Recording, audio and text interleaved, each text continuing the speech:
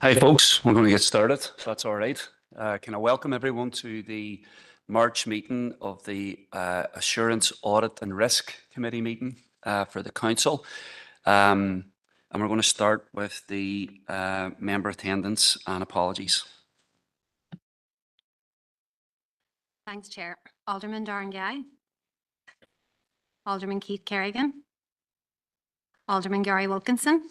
Here. Councillor Raymond Barr. Here online. Councillor Amanda Clark. And Shaw. Councillor Shauna Cusack. Councillor Caroline Devine. Shaw. Councillor Sean Fleming. Shaw. Councillor Sean Harkin. Here. Councillor Conor Heaney. Shaw. Councillor Christopher Jackson. Shaw. Councillor Fergal Leonard. And Shaw. Councillor Declan Norris.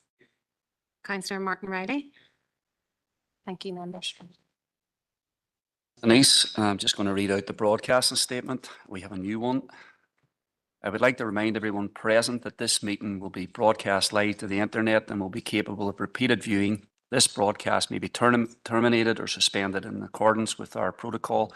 If you are seated in the lower public seating media areas, it is possible that the recording cameras will capture your image, and this will result in the possibility that your image will become part of the broadcast.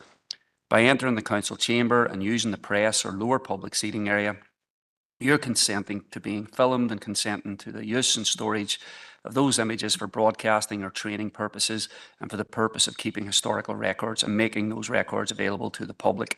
If you wish to avoid this, you should move to the upper public gallery. A copy of the council privacy notice may be found on the council website at www.derrystrabane.com. Okay.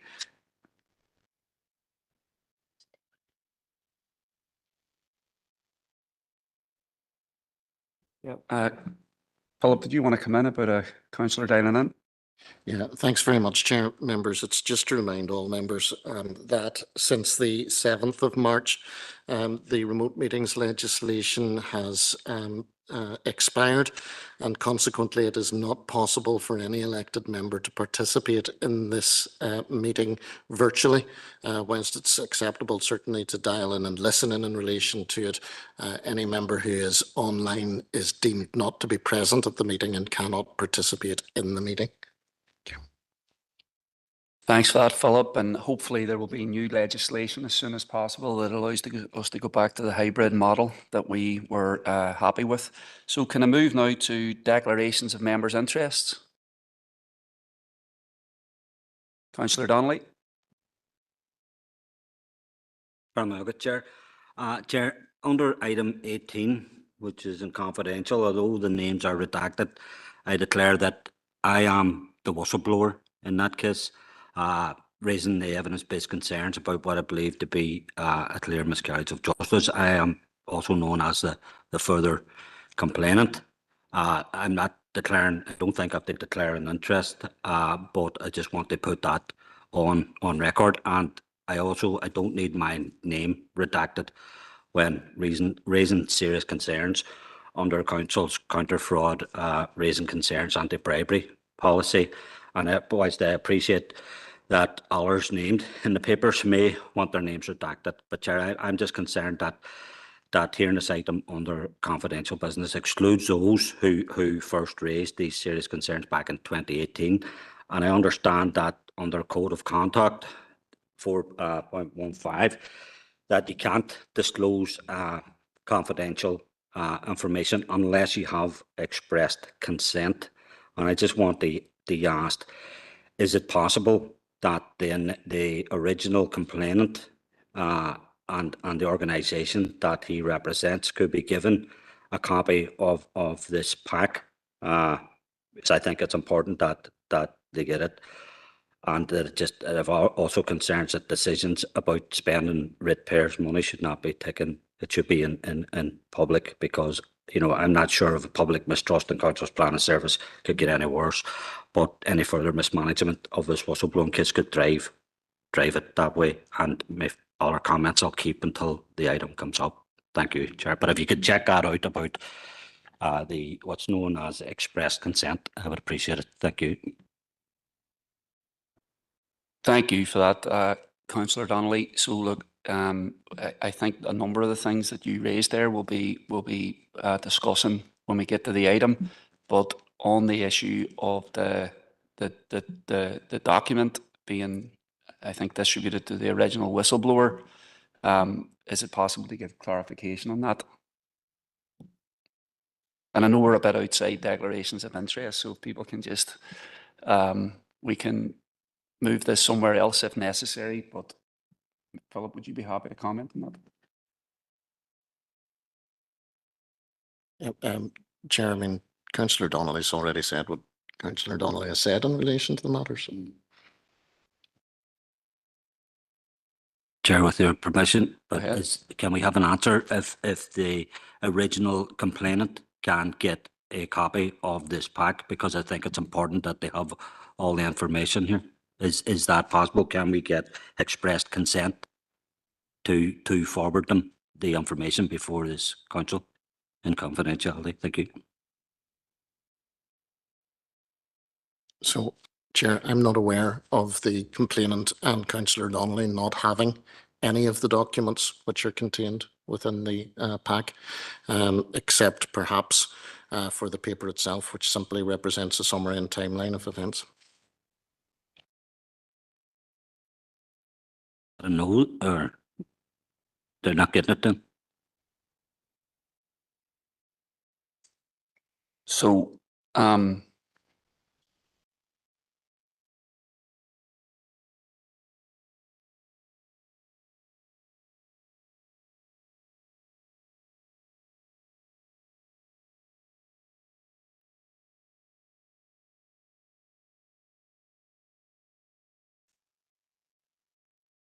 So, Chair, I'm conscious that this item appears in confidential business for a number of reasons that are set out in the paper as to why the item appears in confidential business. The decision to take any matter out of confidential business is a matter for the elected members and the members of the committee. However, I would suggest that if members wish to discuss that, that would have to be done in confidential business. In any event, the appropriate time to do that is whenever the committee goes into confidential business, and if members then require a short recess at that stage in relation to any action that flows from that, then that could be done at that time. Sure. I think that's, appreciate that, Philip. And sorry, members, that we're a wee bit beyond the scope of declarations of members' interest, but thank you, Councillor Donnelly, for that information. And I think we'll move on now to chairperson's business. And I would like to just, as the first committee meeting or meeting of council since the passing of the our CEO, our chief executive's father, Danny Kelpie, I want to extend my condolences to John Kelpie, his family, and friends of Danny Kelpie. If any member wants to join me in doing that, they're welcome to do it today.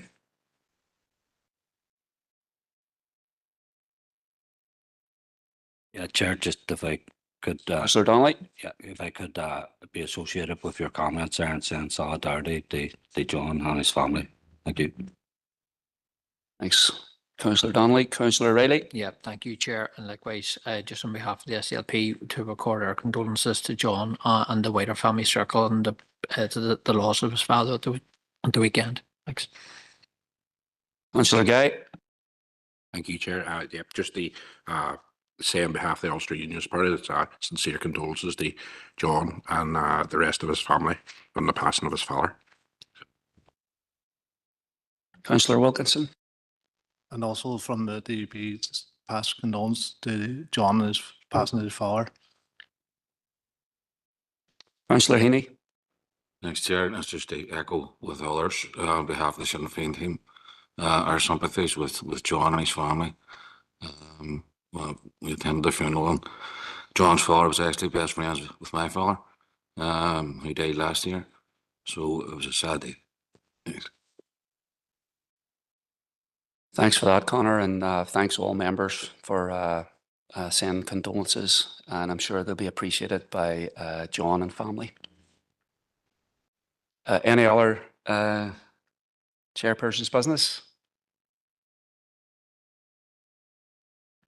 We'll move on then to matters arising from the open minutes of the Assurance, Audit and Risk Committee meeting held on Monday, the 22nd of January, 2024.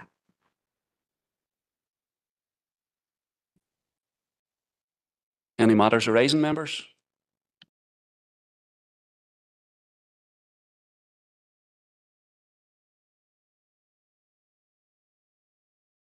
Okay, thank you. We'll move on now to agenda item number 7.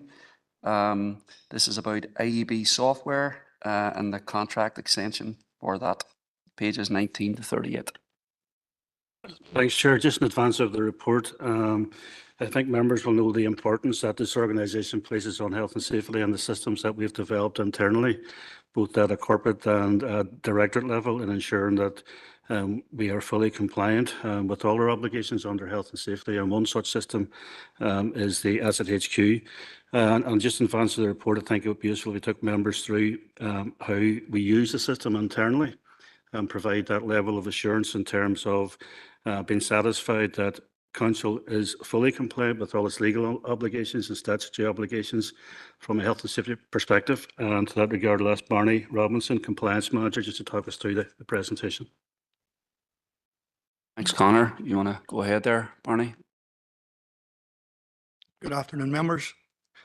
Presentation on the asset management system.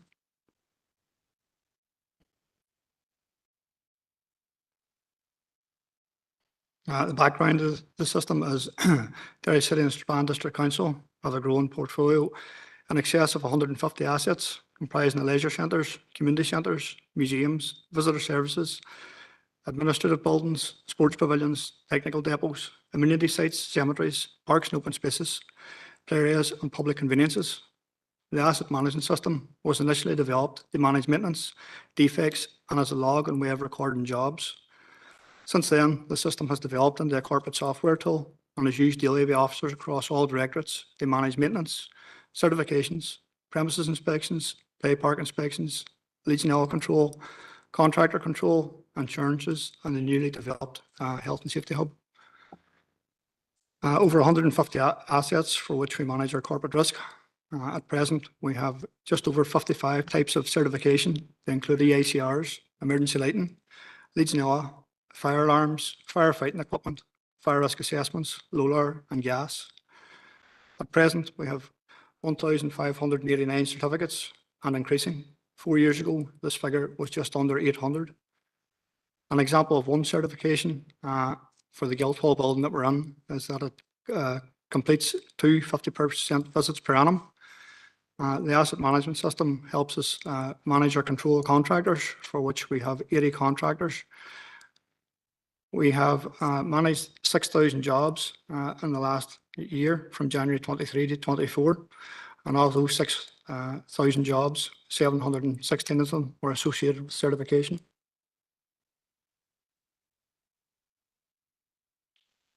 Within the organisation, the AMS has 125 plus users in the system, all of which has been trained and signed off in conjunction with a review undertaken by the Compliance Section and Corporate Health and Safety. Key individuals have been identified within each directorate to provide additional or refresher training for all users if required. Premises managers for each facility have been identified, with the system having the ability to co-assign works or tasks between 2 users. Reports can be run on the system at any time to provide assurance to users, and escalation emails are automatically generated and emailed to groups without any user intervention. From an audit perspective, the AMS forms a key part of audit and provides information in a clear and transparent format with the ability to track dates, times and user actions. The compliance section is subject to internal audit at least once annually, whereby certification and contractor control is subject to scrutiny. Internal audits are conducted across the organisation twice monthly, for which certification and open and closed jobs are sampled on each occasion. On occasions, electrical contractors have used DCSDC and the asset management system as part of their third-party audit by the NICEAC. Graham's, our tendered Legionella contractor, have recently used DCSDC contract for the purpose of audit by the LCA. Unannounced HSE visits have allowed PMs to provide assurances of certification and inspections through the asset management system. Certification Europe, the external audits are conducted biannually. These use AMS as a means of reviewing certification in line with statutory obligations and relevant codes of practice in compliance with ISO 45001.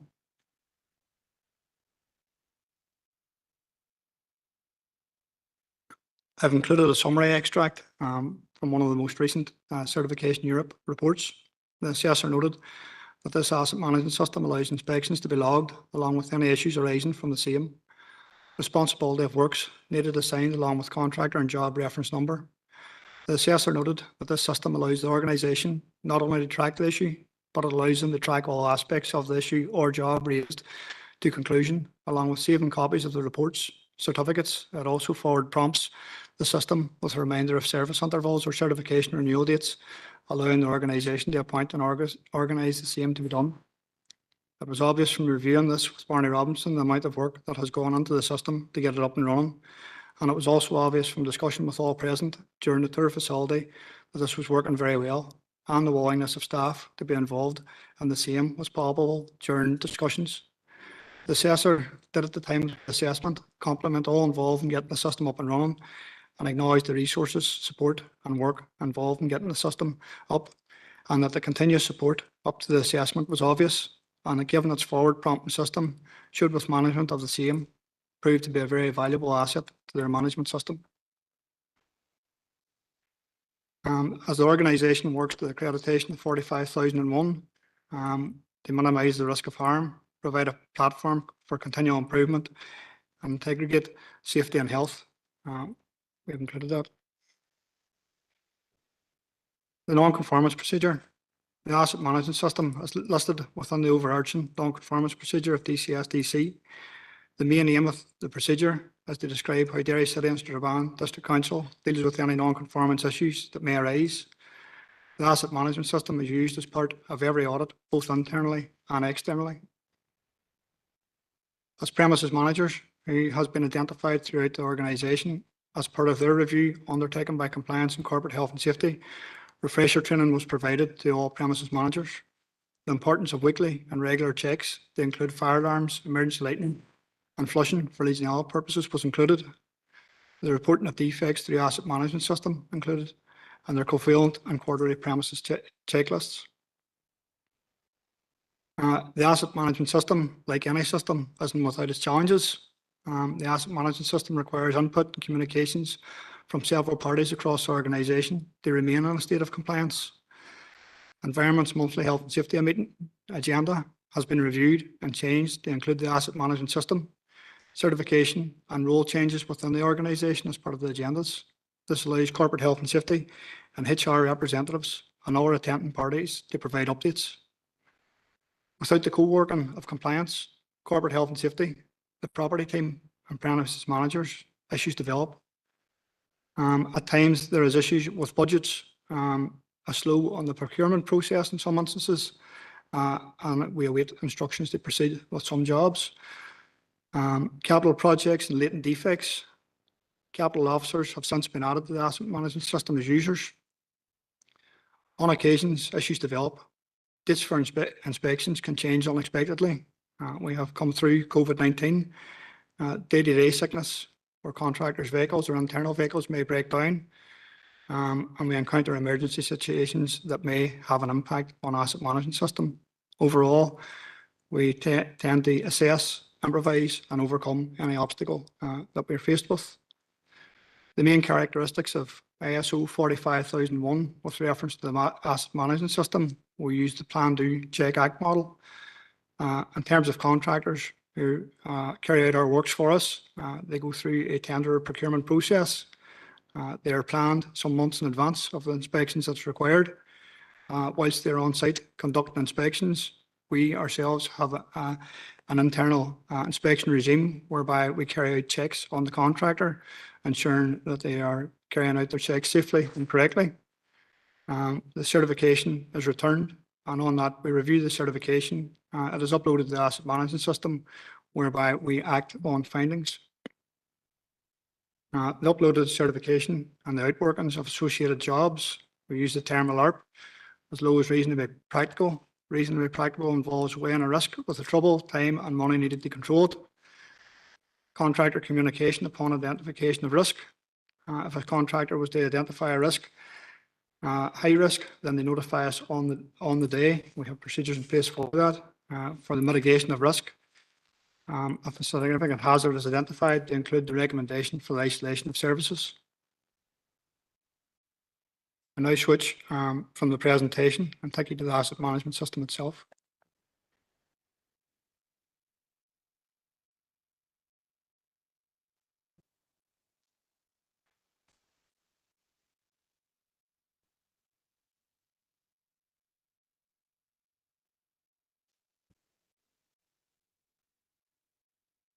As you'll see, this is the main login for the asset management system, of which there are multiple tiles on the overall login, some of which are still under development.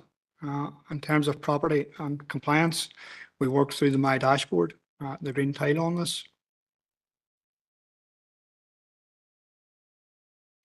By logging on, it gives us an overview of the number of certificates that are facing us in the coming month.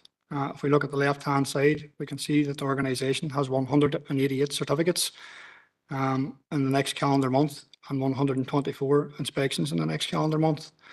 From the overview page on that, we can see that there was 82 jobs completed within the last calendar month, and we have 82 jobs due, in the next calendar month and 80 jobs completed. If we click on the certification, we can see from the top down, we have one certificate in the red relating to waterside shared village, for which management are aware of an issue or a defect remaining from a capital project for which they are working through with the main contractor to resolve. From the top down, we can see the next certificate due tomorrow at Foyle Arena in terms of roller, and by scrolling on that, I can show you the 188 certificates set up for each premises up until 1 month from now. That takes us through to the 19th of April. All certification from my end is planned a quarter in advance. The contractors are aware of where they have to go to and the target dates that have to be met. If I go into the tab that's open for us, we can open Strachan Road offices and garage. It has the ability to check open jobs that have been added to the system, and we can see the history of jobs that were on that, jobs that have passed and closed out. We can include for certification for that individual premises, for which we can see a list of jobs is there. Within that, every premises manager has the ability to report on defects. The defects for that premises are managed by Council's property team. They're categorised and set into 3 priorities: high, medium and low. The user guide has been developed for the system and has been shared and signed off by all premises managers.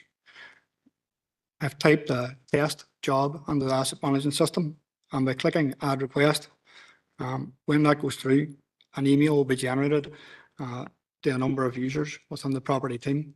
They will pick that up, and based on the detail provided and the pictures included, they have the ability to add that at a priority. Premises managers are asked if the job is a high priority, that is backed up by a phone call on the day. The medium priority jobs are set at 5 days and the low priority jobs are set at 10 days. That doesn't necessarily mean they'll complete within that time frame, but it ensures that there will be attendance by the property team or contractor within that, after which the job can be added with notes assigned to it accordingly. We can see the volume of jobs that has been added today for jobs.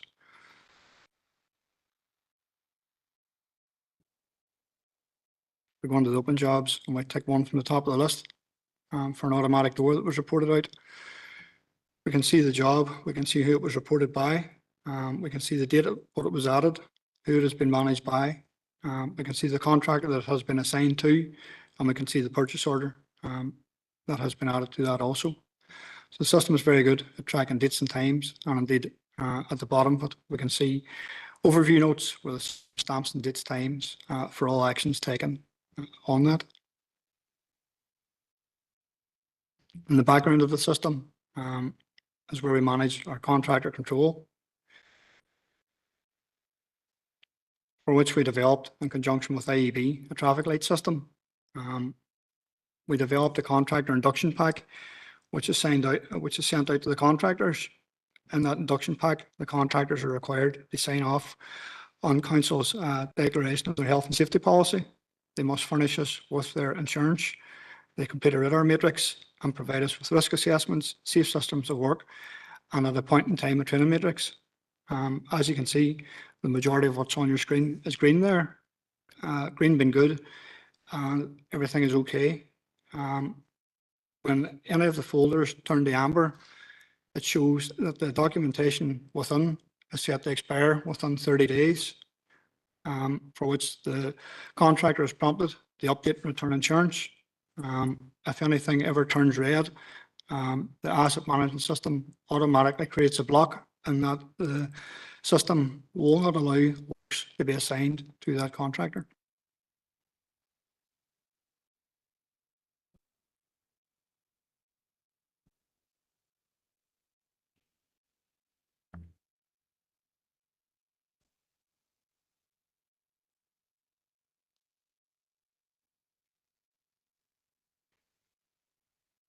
In summary, compliance have reached out to all premises managers across the organisation to request feedback with regards to the AMS. The general consensus was that certification generally remained at 100%, with premises managers aware of any certification slippages. Open jobs have been populated with enough detail within the overview page, sufficient to allow PMs to know and understand the current status. I suppose with the escalation emails, I should have included in that the escalation emails for certification, inspections, and any jobs that are overdue are automatically sent to members of the senior management team for information purposes on a weekly basis. That concludes the presentation and the demonstration of asset management system. Thank you.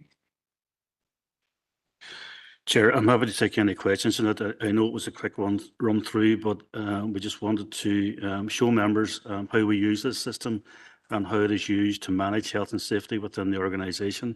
So there are statutory requirements, for example, if we take emergency lighting, where emergency lighting must be available to use.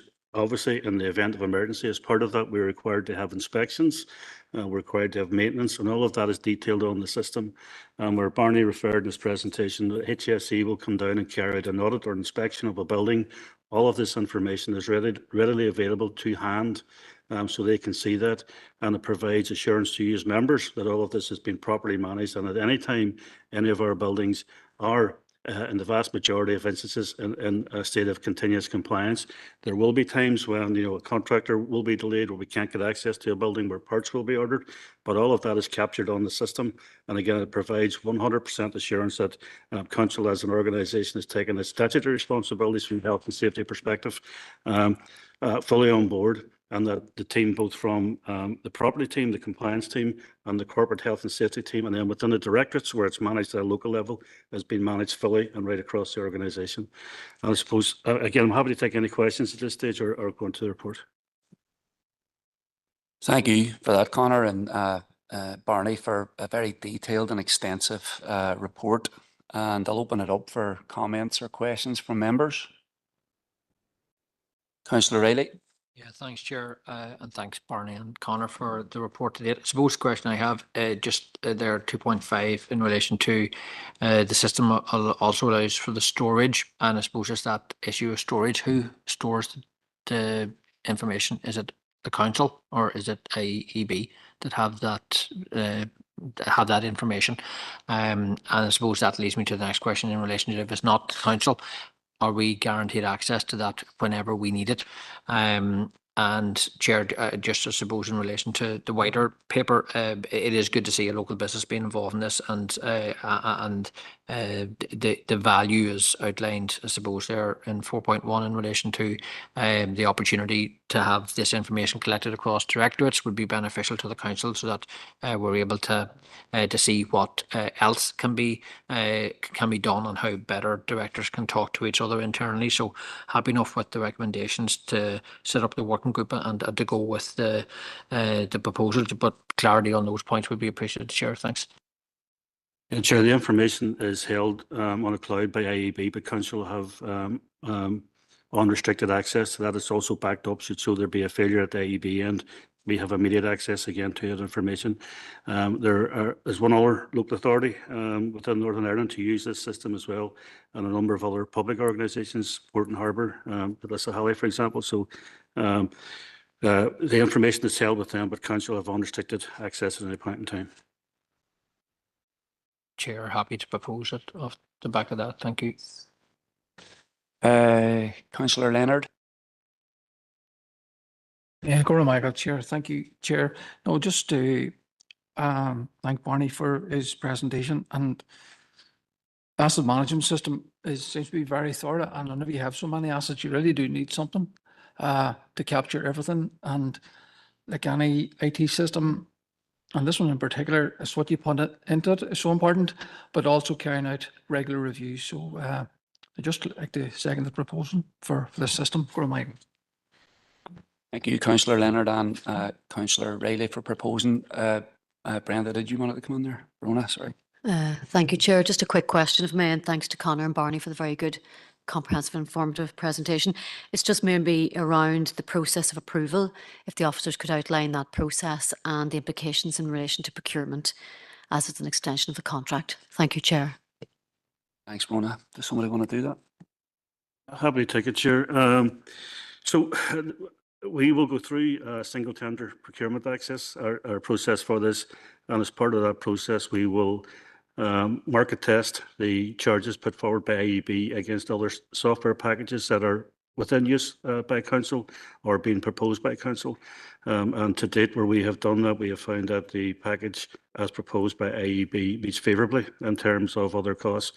We also looked at a number of years back at bespoke systems, off-the-shelf systems, and we found when we were purchasing those, there was a lot of redundancy. There was a lot of extras within those packages that didn't necessarily and don't apply to our processes. So, for example, you can get Asset HQ, program systems that will look at housing. Housing is not something that we manage, schools and so on. So we have a different portfolio of buildings, and this was developed specifically for our use in terms of the broad range of buildings and assets that we have. And I think, as Councillor Leonard has referred to, we're continually developing this system to suit and meet our needs and to reflect both our corporate responsibilities in terms of compliance, but also in terms of ISO 45001 and the needs of that system. And as I say, it provides that assurance to council that as an organisation, we are doing everything that we can do and need to do in terms of protecting the public, our own staff, and service users for accessing buildings and equipment, but it is tested on a market-led basis. Any other members want to comment or have a question? Okay, are we happy then to agree to the contract extension with IEB and also to set up the internal working group? Okay, all right, thank you for the presentations.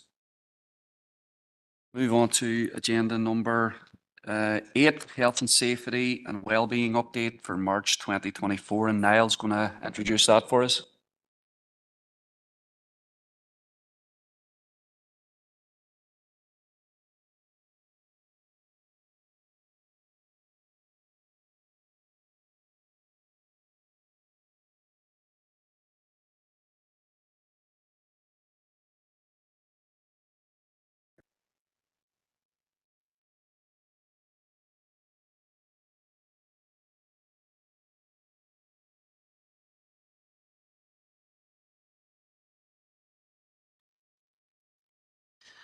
Thanks, Chair. The purpose of this report is to provide members with an update on health and safety management systems and processes in place with Council. The following Corporate Health and Safety and Wellbeing Committee meeting held on the 21st of February 2024. The SEEK members continue support and endorsement for health and safety management systems in place within Derry City and Strabane District Council. The Corporate Health and Safety and Wellbeing Committee meets on a quarterly basis and is chaired by the Chief Executive and is also attended by directors, lead officers and union representatives. The committee forms an important part of the ISO 45001 system review and provides corporate health and safety with the opportunity to update senior management with Derry City and Strabane District Council on the progress of health and safety performance throughout the organisation. The Corporate Health and Safety and Wellbeing Committee report is attached Appendix B. The covalent reports for 23-24 period were discussed and progress reported on from each directorate, which can be found in Appendix C to F. Compliance training is a key corporate risk. The training will be tracked through individual services areas and covalent report for 23-24 reporting period. Committee discussed the e-learning system transition, and corporate health and safety will work closely with HR to develop mandatory health and safety courses. The internal audit process continues across the council on a monthly basis. Internal audit summary is attached to this report, Appendix G. The committee discussed the review of accident and incident data for the reporting periods. On the 10th of November 2023, the HSENA completed a site visit to Strahan's Road refuse collection and observed Ardnally Park bin route as part of the HSENA's Workplace Transport Initiative. The committee discussed projects requiring corporate attention and review to ensure the organisation remains compliant with key statutory regulations such as Legionella management. And the committee also discussed other corporate projects in relation to the implementation of new audit reporting system. There are no implications arising from this report, and members are asked to note the content of this report. I'm happy to take any questions. Thank you, Niall. Any questions from members? Councillor Leonard. Chair. Thank you, Chair. Niall, thanks for that information. And just a couple of questions, and if you don't have the answers with you, it's fair enough. Again, just in relation to page 45 and the two incidents where there's exposure, contact with harmful substances. That's the first time that has happened in 10 years. Is that, what was that? Can you elaborate on that? And what the corrective actions were? Thank you. Thanks, Chair. Yeah, I don't have the details, full detail on hand in front of me to give a broad sort of understanding of the exposure of harmful substances was two separate incidences. One was in relation to a malfunction, so the root causes were different. And one was in relation to a malfunction of a machine or a piece of equipment, and that caused or the ritter with it or harm to a member of staff who wasn't working directly with it. The other one was in relation to a potential chemical on a rag. So the two of them was the way they're placed in ritter is hit the criteria of 3 days off at work and a near miss also. Yeah, thanks for that. I suppose it wasn't the ritter that was concerned so much. It was just a corrective action prevented from happening again. But I take it you've that covered and you're closing that off. Yeah, so for one, safety talk was provided along with review of the risk assessment also. So provided a safety talk to members of staff, a toolbox talk, and corporate for the second one in relation to the malfunction of the machine. A safety alert was provided to all leisure centres in relation to the piece of equipment that was provided, and also was reported to the HSENA, who was fully backing the providing of the safety talk also. And with that, I think leisure centres is also looking at reverting back to away from the actual chemical and to the tablet form also. Thanks very much, Niall. Sorry, I'm a bit pernickety about this next one, but it'd be important, you know, that the progress bar and the status updates would tie in with each other. I'm just looking They're page 65, just as an example, is confirming full investigations has been completed. Says all actions up to date and progress was 100%, but it's only showing 0% in the progress bar.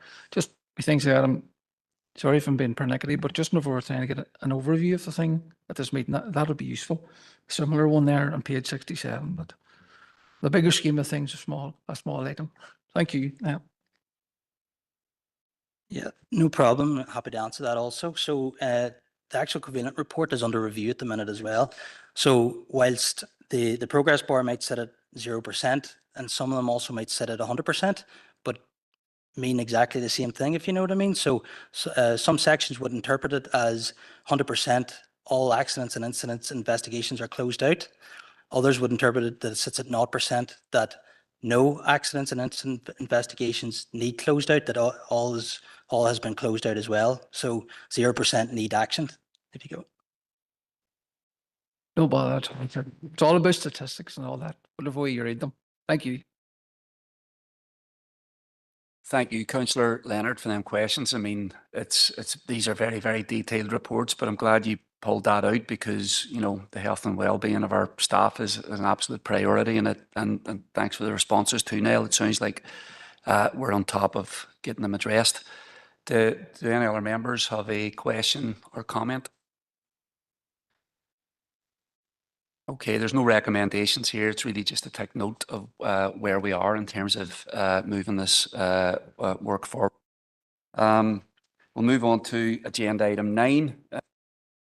Is the internal audit strategy for 2024-25, and Deborah is going to introduce that. Thank you, Chair. I'll take items 9 and 10 together, if that's okay, because they're related. The purpose of this report is to seek members' comments and approval for the internal audit strategy for 2024-25 attached at Appendix H, and the internal plan of work for 2024-25 attached at Appendix I. The public sector internal audit standards require internal audit sections to have an internal audit strategy and plan approved by the organisation's audit committee. The internal audit strategy details the focus and priorities for the internal audit section for the year ahead. A draft internal audit strategy is attached for members' comments and approval and covers the following key points: the strategic direction of the internal audit section, strategic objectives of the internal audit section, key priority and targets in 2024-25, and the plan of work for 2024-25. The internal audit plan presented for members' approval is based on a number of factors, including the results of the audit needs assessment for the organisation, consultation with senior management and the available resources. The overall objective of internal audit is to ensure that all of the Council's key risk areas are audited. This will allow us to meet 2 primary objectives of internal audit, which is to provide an independent assurance to the Assurance Audit and Risk Committee on its system of internal control, and to make appropriate recommendations to improve the system of internal control. The key challenge for the internal audit section over the coming year is to continue to provide an appropriate level of assurance for our Council by completing the key elements of the plan as follows: audit from 23-24 rolled forward, follow-up audit work, audit of other areas, other work, provision of training and additional audit assignments. There are no implications arising as a result of this work. It is recommended that members approve the draft internal audit plan and strategy for 2024-2025. Happy to take any questions. Thanks, Deborah, for that. Any questions or comments on the 2 documents?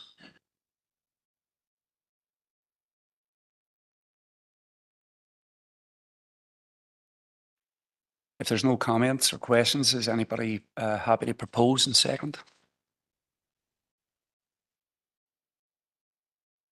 Councillor Riley proposing, Councillor Guy is seconding. Thank you for that. We'll move on now to agenda item 11, peer review of the internal audit, and Deborah is going to do that for us as well. Thank you, Chair. The purpose of this report is to seek members' recommendation in relation to an external review being carried out of the internal audit section.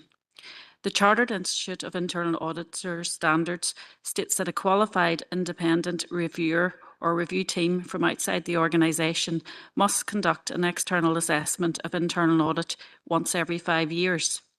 Since the formation of the new council, the internal audit section has completed and presented to the Assurance Audit and Risk Committee an annual self-assessment against the public sector internal audit standards. In addition, the last external peer review was completed and presented to the Assurance Audit and Risk Committee in November 2019. To comply with the standards, the internal audit section is subject to a further external review during 2024-25. There are two options available to the committee in relation to initiating an external review of the internal audit section. The first option would be to appoint an external private sector consultancy through a procurement exercise to complete this work. This would be at a cost to the council. The other option available would be to avail of services offered by the internal auditor practitioner group, which would be of no cost to the council. The Internal Auditors Practitioners Group is a discussion and consultation forum for representatives of internal audit sections from councils in Northern Ireland, which meets 3 to 4 times a year. The council's internal audit manager, myself, attends these meetings of the Internal Audit Practitioners Group.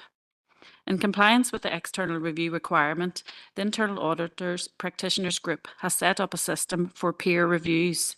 This arrangement means that the head of internal audit from another council would carry out an external review of Derry City and Strabane District Council's internal audit section, and the internal audit manager of Derry City and Strabane District Council would in turn carry out an external review of another council, though obviously not of the same council that would carry out our review. This arrangement would be of no cost to council and would satisfy the requirement of the standard. If members wish to proceed with the peer review option, it is proposed that in accordance with professional requirements that the internal audit manager from Armagh, Banbridge and Craigavon Council carry out a peer review of Derry City and Strabane Districts Council Internal Audit Service during 2024-25. The results of the peer review would be reported to a future meeting of this committee. There are no equality, rural needs, climate change and data protection implications as a result of this business. At this stage, there are no financial implications arising from this report. However, if members wish to proceed with the appointment of an external organisation to carry out the review of the internal audit section, then there would be a cost to the council. It's recommended to seek members' recommendations in relation to the process for an external review being carried out of the internal audit section. Happy to take any questions. Thanks, Deborah. Brona is the first person with their hand up. So, and if there's any other members want to comment. Thank you, Chair. I just wanted to state that the external review of internal audit section is very important, and the peer review worked in 1920, and it's great to see local government councils working together in this way. So I would certainly endorse the peer review. Thank you, Chair.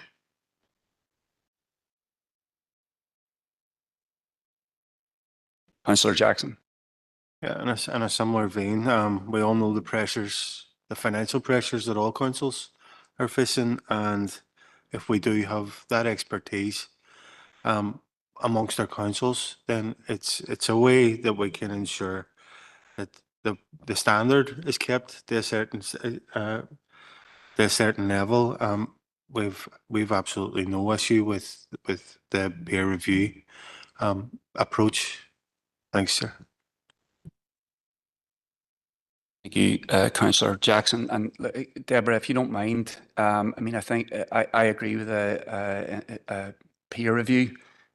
And could you also give us an idea of what it would cost if we were to go to an external auditor? Because that would be useful to know what the saving is as well. And Councillor Riley.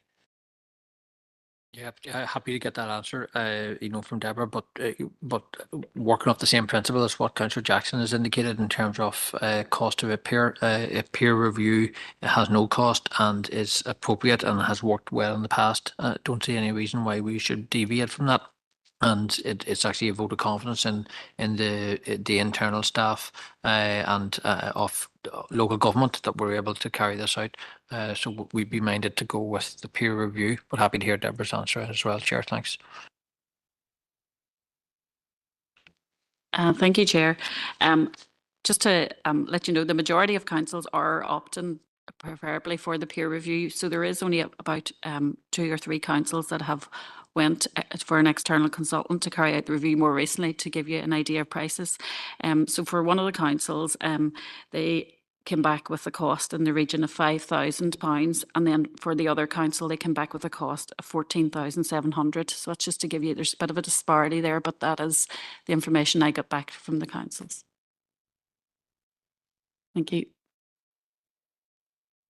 Unless there's any other questions, I think that was a proposal from Councillor Jackson and a second from Councillor Riley to accept this recommendation. Is that all right with the committee? And thank you, Brona, for your comments as well. Okay, we'll move on now, and thank you, Deborah. We'll move on to the agenda item 8.12, which is Assurance, Audit and Risk Committee Self-Assessment. And Deborah's going to do this one for us as well. Thank you, Chair. The purpose of this report is to seek members' endorsement for a self-assessment exercise of the Assurance, Audit and Risk Committee to be completed for the period April 2023 to March 2024. The Local Government Auditor recommends that the Council periodically undertake a self-assessment of the Council's Assurance, Audit and Risk Committee. SIPFA's updated position statement 2022 continues to make emphasis on the importance of audit committees being in place in all principal local authorities and recognises that audit committees are a key component of governance. Audit committees are an important source of assurance about an organisation's arrangements for managing risk, maintaining an effective control environment and reporting on financial and other performance. This position statement includes a self-assessment checklist that can be used to undertake a high-level review of the Assurance, Audit and Risk Committee against the key principles set out in SIPFA's position statement. It also includes a more descriptive appendix on evaluating the impact and effectiveness of the Audit Committee.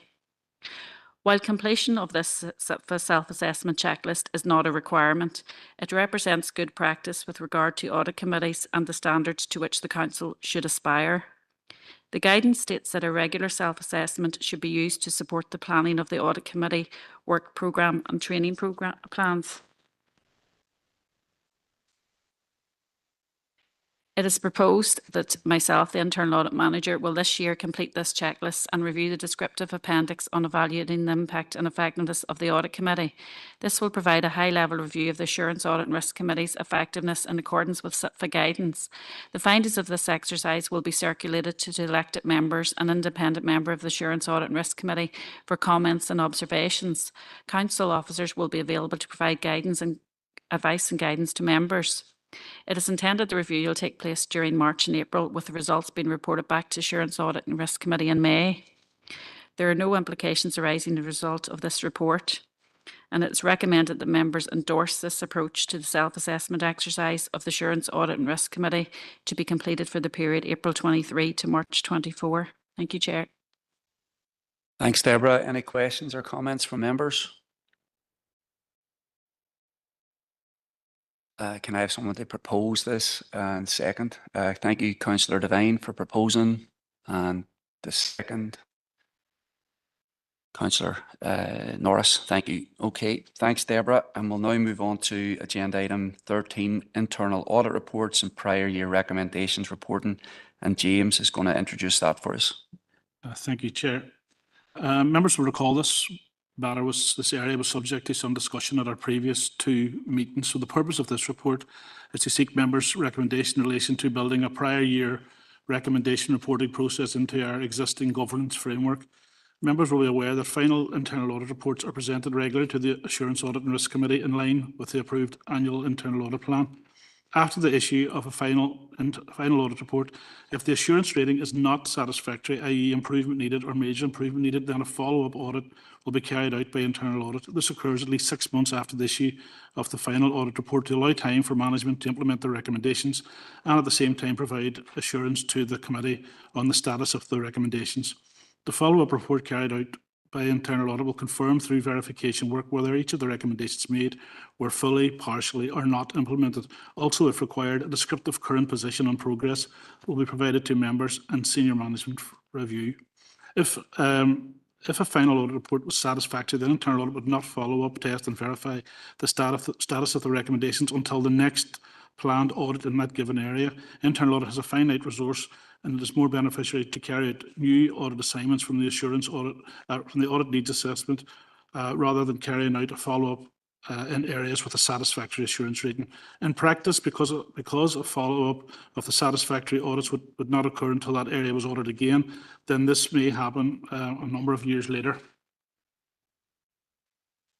However, as a compensatory control, the results of audit reports are fed into the Council's risk management system, and they are expected to be monitored and fully implemented by management. A general progress update is included as part of the annual assurance statements provided by both directors and heads of service or lead assurance officers. So at the Assurance Audit and Risk Committee in September 2023, as a way of providing additional assurance to committees, the Chief Executive recommended that an update report on recommendations should be brought back to each parent committee by management. So recommendation 1 is for audits with a satisfactory assurance rating after 6 months from the date of the finalised audit report, or from receiving a new satisfactory assurance rating as a result of an internal audit follow-up audit, then a management follow-up report is brought back to the parent committee. This management update report will detail the progress made on the implementation of each recommendation. This will state whether the recommendations are fully implemented, or if the recommendations are partially implemented or not implemented, then a narrative is provided on progress to date with a new implementation date. This process will commence for all internal audits finalised since the 22-23 internal audit plan. Then at the Assurance Audit and Risk Committee in January 24, it was suggested that a summary of the management follow-up reports be brought back to future committee meetings as an update to members of that committee. This prior year recommendations report would provide assurance to the committee on progress on the implementation of outstanding recommendations. So recommendation 2 is for outstanding priority 1 internal audit recommendations, a prior year recommendations report will be provided annually at the June Assurance Audit and Risk Committee, together with the annual governance statement and associated reports. The progress on the implementation of recommendations will be provided by management through the annual head of service or lead officer assurance statements and the director's annual stewardship report. Further detail on the prior year recommendations process can be found at Appendix J. There's no implications arising from this business, and recommendation is to seek members' endorsement and approval in relation to the recommendations at item 3.2 and 3.4 in order to improve the Council's existing governance framework. Thank you. James, and would anyone like to comment on the proposals and the recommendations? Go ahead, Brona. Thank you, Chair. I just want to say thank you to James and the team for bringing this report back based on the discussions we had at the last Audit Committee. And it's great to see the progress being made. And as member of the Audit Committee, I've certainly welcomed that further assurance we'll get on the internal control environment moving forward. So thank you for that. Thank you, Chair. Thanks, Brona. Anyone else? Again, I want to thank officers because this was raised at a previous meeting, and I think this fills a gap that members were concerned about issues that we had identified and making sure that they get followed up with. So I think, is everybody happy to endorse this? Can I get somebody to recommend or propose it? Councillor Leonard, was that your hand to propose? Yeah, happy to propose improvements. Thank you. Thank you. And the second, Councillor Norris. Thank you. Okay.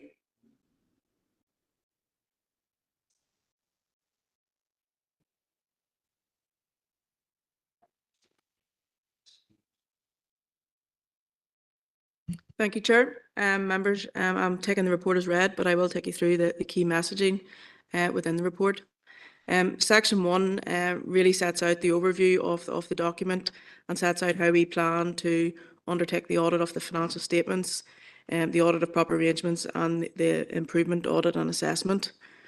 The key part of Section 1 is at the end of Section 1, which is really the actions for the Assurance Audit and Risk Committee today. And as I make my presentation of the detail of each of the other sections, Chair, I'm just highlighting that I would want in the minutes of the meeting a response to these questions.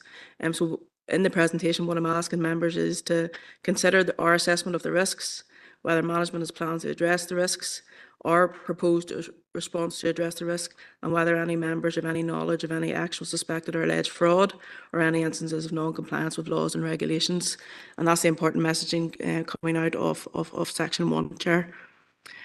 I'll move on then into Section 2, and Section 2 is our consideration of audit materiality. the financial thresholds that we conduct our audit work within. So members will note that for the audit, we are using prior year expenditure of 105 million and using 2% indicator, which calculates out at 2.1 million. And we have an error reporting threshold of around 5% of that, which is 105,000.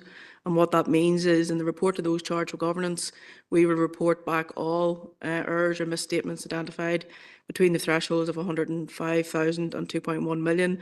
If we identify any errors over 2.1 million, we will be asking management to make adjustments to the financial statements. There's also group materiality. So when we add in the City of Derry Airport, the group materiality increases by the expenditure levels within our organisation. So it slightly increases it to 2.2 million. There are a number of other factors that auditors consider when we're considering materiality, and they're set out in page 141. And that is with respect to the remuneration and staff report, any movement on reserves, the audit fee, prior figures, and any specific legal settlements or amounts which should be agreed to other accounts. In those instances, we may take a lower level of audit materiality.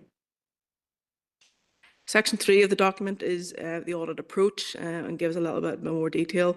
Members that are familiar with the audit strategy document will know that the audit is risk-based and the audit standards require us to prepare a risk-based audit plan, is what you have in front of you today. There's a number of other important messaging within Section 3 around both ASM's independence and the Audit Office independence of the Council to conduct the audit, how we will manage personal data throughout the audit process, our review of the work of internal audit, any specialist skills that are required to deliver the audit.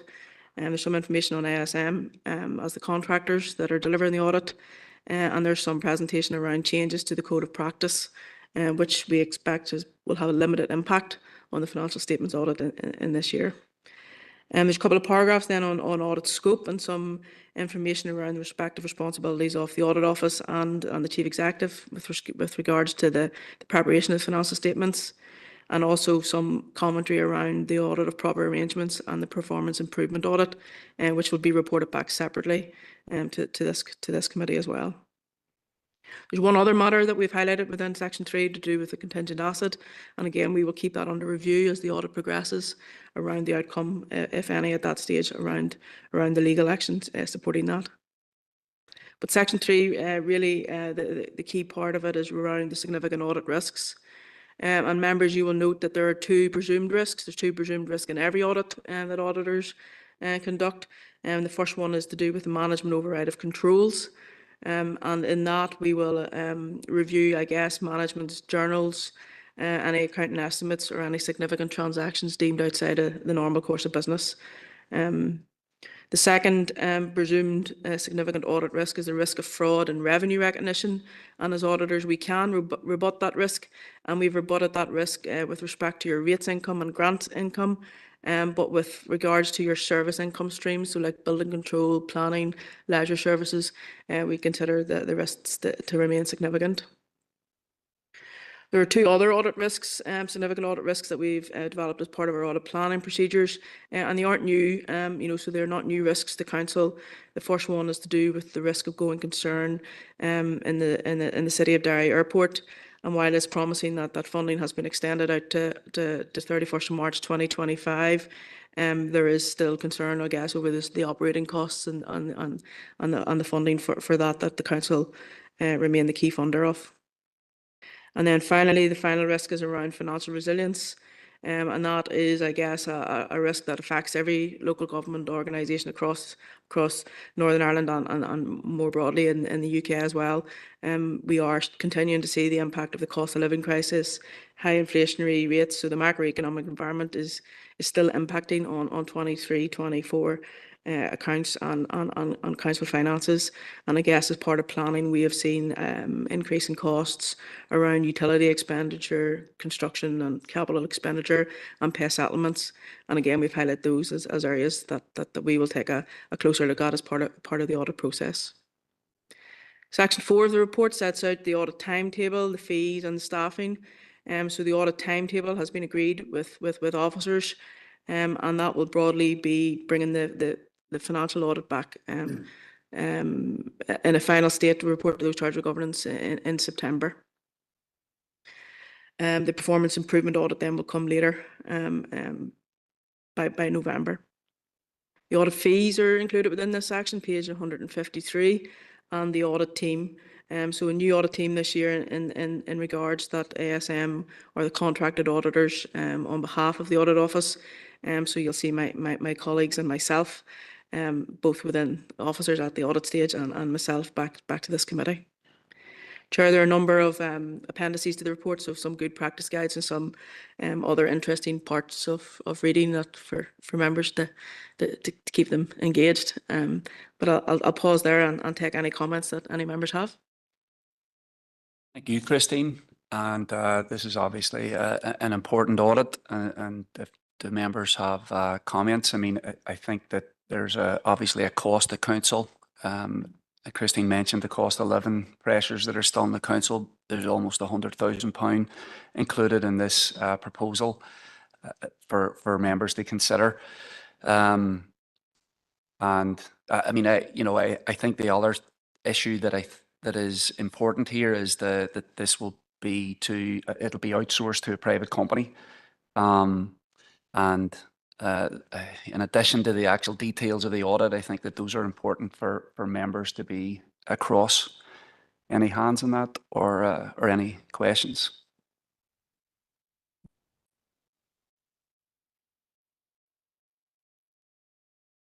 Okay, is anyone happy to propose the document? Councillor Riley, anyone happy to second? Councillor Jackson, okay, are all members happy to approve? Thank you. Brian, go ahead. Right, Chair, yes, could I just make a couple of points on the couple of points that you'd raised there in terms of the cost? ASM are contracted by us this year. They went through a competitive tender process and we appointed them as contractors on our behalf for the audit. The audit office, local government auditor, still retains responsibility for the audit opinion on the accounts. We also contract out a couple of other local councils as part of our ongoing work and our ongoing strategy in terms of contracting out audits. And the cost you'd mentioned there, I suppose, our costs as an office have increased as well. The cost you'd mentioned there, 100,000 at this stage, their estimated costs for the audit of both the statutory audit and the performance audit. Once we complete our audits, we'll have a review of those figures and see where it comes. But in general, the costs of all our audits have increased. As indeed when we went to the market that ASM were successful for, we've seen costs rise across the sector for all contracted out audits, all audits that we had tendered for. So there is an overwhelming increase in audit costs throughout the sector at this point in time. Thank you for that. Before we move on, if anybody wants to ask Brian a question about that, I'm happy to hear from any member. If not, we can move on. Okay, thank you. I think that was approved by the committee, so we can move on. And it's on the agenda item 15 now. It's the planning review, and Denise is going to take that. Thanks, Chair. Members, the purpose of this report is to provide you with an update in relation to an independent review which was carried out in consideration of two planning applications relating to 27 Chipkey Street. Members will recall that at the Assurance Audit and Risk Committee in January, it was agreed to appoint an independent planning consultant to undertake an independent desk-based review of the similarity and differences of these two planning applications, one dating back to 2008 and the other one 2015.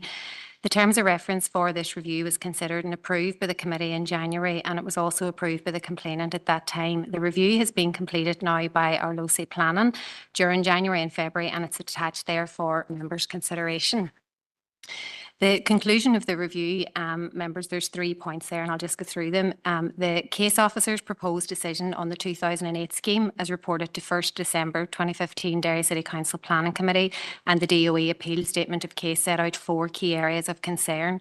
The applicant withdrew his appeal against non-determination, meaning these deemed reasons for refusal were never tested at appeal. However, this independent review concludes that the subsequent 2015 proposal adequately addressed those concerns, justifying a different case officer recommendation and decision. The decision on the 2015 scheme was comparable to and consistent with the decision to approve the 2010 application. It has not been possible to explain the apparent discrepancy in approach regarding communal amenity space. However, this matter was a small part of the concerns regarding the 2008 scheme. Had it been deleted from the DOE's appeal statement of case, the substantive plan and objective regarding the scale of the demolition, scale and design of the new development and residential amenity would have remained. These issues were considered to have been overcome by the 2015 proposals and subsequently the 2010 proposal.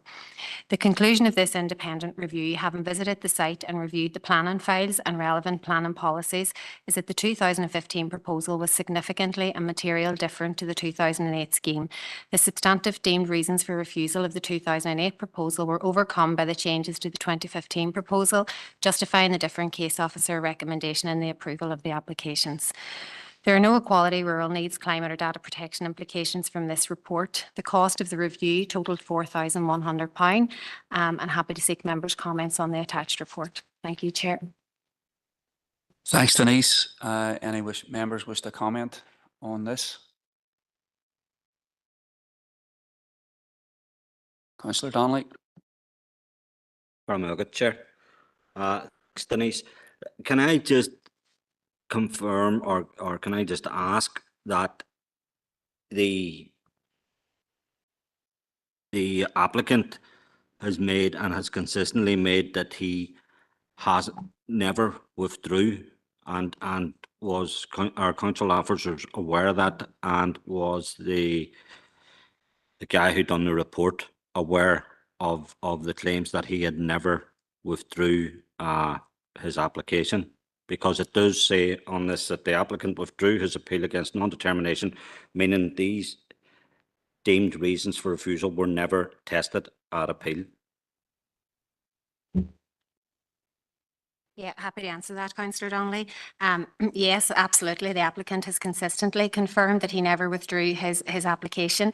That was looked at in the investigation report that myself and my team completed back in April, May time last year in terms of the withdrawal of the appeal. That was considered as part of that and it was presented to this committee. The purpose of this review was to review and compare and contrast the two applications. In reviewing the files, the independent planner would have picked up all that information, so it has been considered as part of this review as well. Thanks for that, Denise. Has there been any evidence in the pack or any evidence discovered that he actually withdrew? Because if he didn't in fact withdraw, then you're talking a very serious case of fraud and probably or possibly identity theft, which is a criminal offence. Yeah, Councillor Donnelly, if I can just take you back to the investigation that I did, there was evidence on file that the agent was aware that the application was withdrawn, and that was highlighted in the report that was presented to this committee. And that was disputed by, one more point, Chair, sorry, through yourself, that was disputed by the applicant, that what you described as evidence. Yeah, thank you. Any other members wish to comment? Councillor Jackson. Yep, good Chair, and thanks, Denise, for the report. And I suppose there was accusations that have been, whenever this was brought to the attention of council, there was accusations of fraud made, and there was all sorts of accusations that were flying around. And I think it's very important that we get to the bottom of it. It's very important that that we try and build confidence and trust in the system. And I know there are accusations that some people were treated unfairly. And I'm glad that officers have taken that seriously. I really appreciated the work that was done by the consultants. They assess both applications and highlight the differences. And I know, because that was one point of contention, and it's very difficult for us as members to have that assurance without seeing the report that's in front of us. We're not planners, and we don't have the access to all the information, so we can judge applications side by side. So this piece of work done just that. And from our perspective, it does highlight that there's distinct differences in the both applications, and the approval, the decision to approve the 2015 application was justified. So I'm glad that clarity has been brought in relation to that. I know Councillor Donnelly has highlighted the fact, the issue around the withdrawal. And I know I've spoke to this, the initial complainant, numerous times, and he does dispute the fact that that information has, or that planning appeals was withdrawn. And I suppose all I can do is ask is, whatever evidence that council have on file to in relation to the withdrawal, can that once again be shared with that applicant? But I'm assured from a council perspective that we've done everything that we can to provide the clarity that that we need in relation to this. I don't believe that the applications, from the information that's provided to us, have been that there's anything untoward, that had anything untoward the council have done. There's in relation to the processing of the application, and it's come back way before council had the planning flyers transferred. Would have liked to have seen the planning system work with the applicant more, to try and tailor the application to address the refusal reasons. That didn't happen, and we are where we are. That isn't a matter for council, and I think in relation to anything that we have responsibility for, namely the 2015 application, I have been given the assurances through this piece of work that everything was done, all processes were followed, all the relevant planning policies were adhered to, and although it's really, really disappointing that we have to spend ratepayers' money to come to the conclusions and dispel some of the accusations that are made, but I think the report that's provided to us provided that clarity, provides the assurance from us that the council have done everything that we needed to do, that all the policies were adhered to, and the decision was validated. So from our perspective, it's disappointing that we need to spend ratepayers' money to come to that conclusion. But again, it's important to maintain the integrity of the system, that the work was carried out. So hopefully it's a learning curve for everyone. But I genuinely don't think that there's anything else that we can do in relation to this. We've investigated this to the nth degree, and I think in respect to all the information that's been asked of us, the only thing that's outstanding is the evidence in relation to the withdrawal, and if that can once again be shared with applicant, or the initial applicant, I don't think that there's much more that we can do as a council. So I just appreciate that, how this was. I appreciate all the efforts that were put on to provide us with all the information that we need, and hopefully to the public, to assure them that there is that all applications that are presented to council, are to the planning service, are treated in their merits, and I think the findings of the report, the most recent report, spell that out in very clear language. So appreciate that everything, all that information that's presented this, and appreciate all the work that's went into this over many years. Thanks, Chair. Alderman Kerrigan. Thank you very much, Chair, for allowing me in. And just to concur with the comments made by Councillor Jackson there in regards to this, and he said all that had to be said in regard to it. I'm just querying here, and again, it's 6.3 of the report there, you know, in regards to that, there are substantive differences there in regards to the applications that was carried out with the independent system. So we're content with that and content that that's been come out there and has been verified here. But I'm just wondering, in regards to recommendations there, it does say to note the report. Do we need to put forward a recommendation that this matter is now closed in the eyes of council, or is that something that is required? So just are we content to just let it sit at this stage? I'm just looking if we do need a proposal or not, Chair. Thank you for that, Alderman Kerrigan, and thank you for your comments to Councillor Jackson.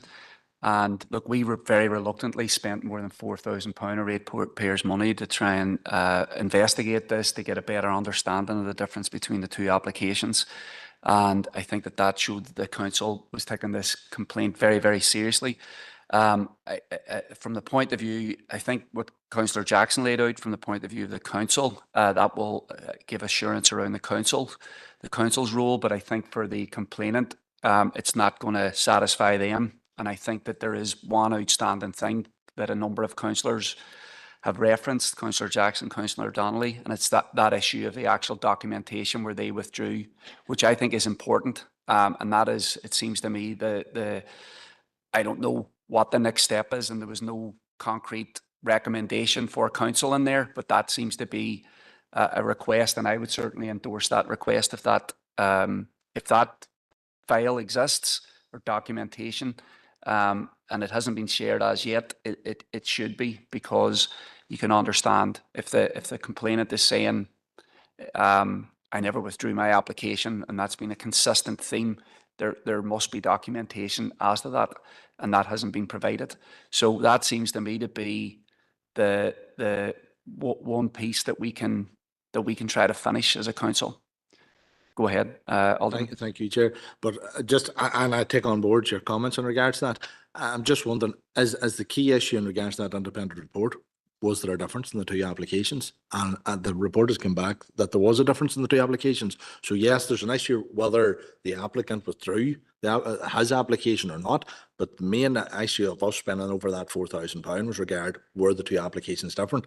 And that report has come back to say that they were. So therefore, I'm minded that we are content in that regard. Yes, there's one wee issue at the side, but it's not making any difference to the case that the two applications were different. And that's my kind of taken from us spending the money and of our report. But I do take on board your comments, Chair, in regards to there's an issue there that just needs clarification. Thank you, Alderman. Councillor Riley. Chair, thank you for bringing me in, and likewise with the previous speakers. I suppose on this issue, it has been useful, and just to thank officers and the report that's been produced and put before us today is useful in comparing the application to the legacy body that was responsible for planning back in 2008, and then the one that came into the council. Chair, I think as the report indicates, that there is a difference between the two of them, and I think that having that answered is valuable. And yes, it was at a cost to council to get that, but I think for the benefits of transparency, it's useful to have that documented there. So happy with the paper that's in front of us, Chair. Thank you. All right. Well, look, is that a hand? No, I'm happy to, if somebody wants to propose that we accept the report, and that we also agree that we seek the piece of documentation. I think that would be the two proposals that seem to be that there seems to be an agreement on in the chamber. Does somebody want to propose that? Councillor Jackson, the seconder.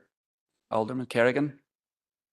Are committee members happy to accept both of those? Okay, no objections. Thank you for that. Thank you, Denise. Okay, and we're moving on now to agenda item 16, performance improvement, and that is in the open for information section. And Denise is going to. Denise is here to take any questions on agenda item 16. If anyone. Members, just for your information, that obviously we include that as a standing agenda item at the request of the Audit Office, but there's nothing to report in terms of performance improvement this month. Christine has obviously taken us through the audit strategy, and that includes performance improvement. So the agenda, it's on there as a standing agenda item, but no update this month. Thanks. Okay, the next two items are in confidential, but before we move to confidential, I'll give Councillor Donnelly the opportunity, because you had raised.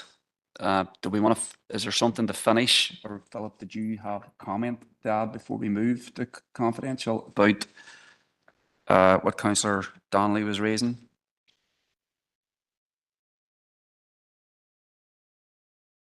So, members, in relation to the inquiry, significant consideration was given to the bringing of the reported item number 18 into open business. And members, you'll be aware that it is the desire of this council that as much of the business of this committee in particular is done in open business. And certainly, you know, it was the wish of officers that this report should come forward in open business. However, in this instance, members, it was ultimately decided that this report needed to come forward in confidential business for a number of reasons. But primarily in relation to issues in and around staff welfare, which I think will be obvious from the report. As I understand Councillor Donnelly's request here is that this report should be released to the original complainant, so that the original complainant would have an opportunity of considering it prior to it being discussed in this committee. Now, members who receive reports in confidential business are aware of their obligations under the Code of Conduct, and indeed Councillor Donnelly himself has quite properly highlighted those. There's no way in which similar obligations can be placed on a member of the public. However, the purpose of today's report is to bring this matter to members' attention. It's to highlight a number of steps which have been taken to date, and that includes engagement, which has already taken place with Councillor Donnelly and with the original complainant. It'll then go on to advise that a process of further scoping is underway. And subject to members being content that their scoping continues, that a report would be brought forward in due course. It's clearly, members, important that the complainant be kept appraised of those matters, and certainly there would be no objection whatsoever to the elected member advising the complainant that that is what is proposed, and officers will of course continue to engage with the elected member and the complainant in relation to any further steps, subject to what members have to say whenever the report is ultimately considered. So, members, to be clear, whilst I'm not sure that the report itself could be released verbatim to the complainant for the reasons I've set out, but that's subject obviously to elected members' views. Certainly, I don't think that there is anything contained within that report in terms of the proposed course of action in relation to that the elected member could not advise the complainant of at this time. Thanks for that, Philip. Councillor Donnelly. Chair, look, regards planning issues, I'm by no means a planning expert, but what I can say is that the original complainant has a background in that way, so I would probably do it no justice in explaining the going on in here. I'm not asking for a member of the public to get a pack before we get it, or we in some way need them to sanction the decision we make in here. We will make our decisions irrespective. What I am saying, or what I am suggesting, is that if this decision is made today, then I think it's fair that the original whistleblower should be given, in my opinion, the pack. And for me, or for all our members, which will make all our proposals throughout when we go into confidential, so that they can at least advise myself or our members of this council before full council of how they're, you know, it's just a common sense approach that Councillor Jackson alluded to it about meeting the complainant a number of times in the previous agenda item. So effectively what I'm saying is that if this is passed, whatever's passed today, then the original whistleblower should get that pack in order to have a feedback to elected members or whoever before full council. Otherwise, it will go through, and that's not to say that this person, I'm not for suggesting that anybody has any type of sanction. As you said yourself earlier, Philip, that there would be very little in that the original complainant or whistleblower wouldn't know. So it's a common sense approach. That's all I'm asking. I'm not asking for this to be brought out in public. I do accept that there's serious allegations in this, and I don't think that it may not be appropriate to do that publicly. There's others who may think that, but at this minute in time, I'm just asking for the pack to be given. Should it be passed today?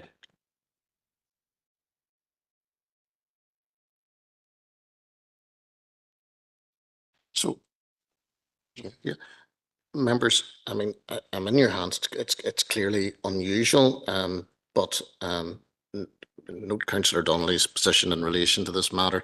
If he's content that the paper in relation to this matter could be provided to the original complainant, who would treat it in the confidence and spirit in which that is intended, then members, I'm sure that everybody is desirous that this matter should be dealt with as comprehensively as possible, and I have no objection to that course of action.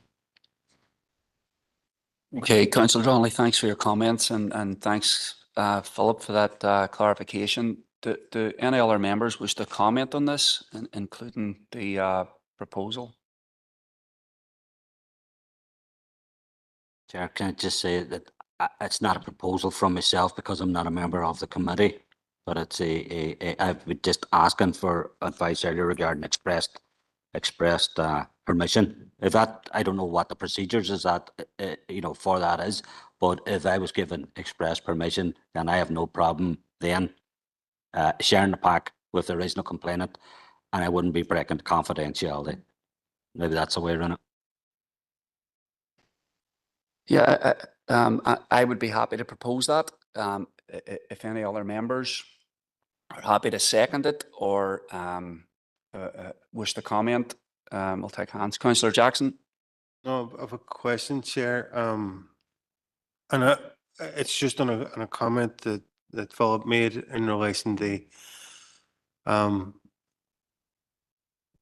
relation to the code of conduct. The code of conduct's there for us as councillors, but what measures are in place or what protections can put in place? Because I'm conscious we want to have this process to be as comprehensive as possible, and as part of that, obviously the original complainant getting as much information as possible is beneficial to everybody. But I'm just mindful of the protection of the member of staff from council, and what assurances can we get that the original complainant won't share the confidential information? Is there what protections can we put in place to ensure that it's not shared further? Thanks. Sure. Well, Philip. Yeah, I mean, none, Councillor Jackson. Once it's released outside of an elected member, then none. Which was why I'd indicated there that, as I say, the report itself is fairly basic in its nature, albeit the pack is comprehensive. The complainant, I believe, has the documentation that is contained within the pack already. But I do think it is appropriate that the complainant should be aware of the proposed course of action, assuming that it goes forward. But I don't see any reason why that information cannot be released to the complainant verbally or orally or whatever, without the pack itself coming out of confidential business, out of its circulation to elected members and to the other members of this committee. As I say, once it's taken out and given to an elected member, and I don't mean to say that I for 1 minute believe that the complainant in this case would release that, but we do not have control of it. we do not have that assurance anymore. Yeah, thanks for the clarification there, Philip. So yeah, I maybe misinterpreted what you had said previously, because I thought that you had said it would be okay to release that document. I do think we should take the safety of our staff very, very seriously, and that's why the content of the report is actually in confidential business, and I support that. I think that we should have, as much as possible, do our business in public. It's also a very, very, very heavily redacted document. So I think that if there's any additional information in it that needs to be redacted, if that would make sure staff members are fully protected, I think that that's one option. But yeah, maybe in terms of because I thought, Philip, you were saying that there was no legal impediment to us giving the document to the original complainant. Councillor Jackson, if you wish to comment further, you can go ahead. I'm just not entirely sure of, and Chair, apologies for putting you on the spot, because it was yourself that made the proposal, and I'm not entirely sure what the proposal is.